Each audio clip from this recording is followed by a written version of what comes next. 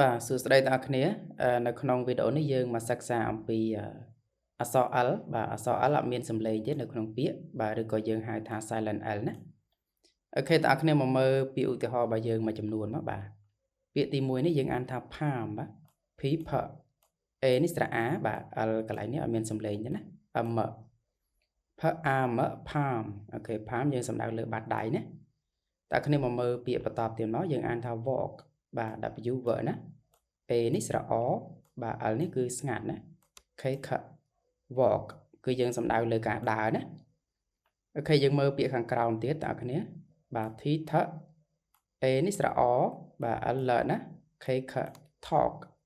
talk បាទយើងសំដៅលើការនិយាយអូខេតើអ្នកគ្នាមកមើលពាក្យចុងក្រោយមកបាទយើងអានថា chalk បាទ CH នេះសំឡេងឆណា A នេះស្រៈ អបាទ L ត្រង់ទីនេះគឺស្ងាត់ណា K ख ch o ख chalk បាទយើងសំដៅលើដេកសអូខេតើអ្នកគ្នានៅក្នុងវីដេអូនេះយើងសិក្សាអំពី silent L ណាបាទអញ្ចឹងអក្សរ L នៅក្នុងពាក្យមួយចំនួនហ្នឹងអត់មានសំឡេងទេហើយដើម្បីសម្គាល់បានតើអ្នកគ្នាតើតែយើងសិក្សាសញ្ញាអានណាបានយើងអាចដឹងថាអក្សរ L ហ្នឹងនៅក្នុងពាក្យបាទមានសំឡេងឬអត់សំឡេងណាចំពោះបងប្អូនដែលចង់សិក្សាអាច comment ពាក្យថារៀននៅខាងក្រោមវីដេអូ Follow for more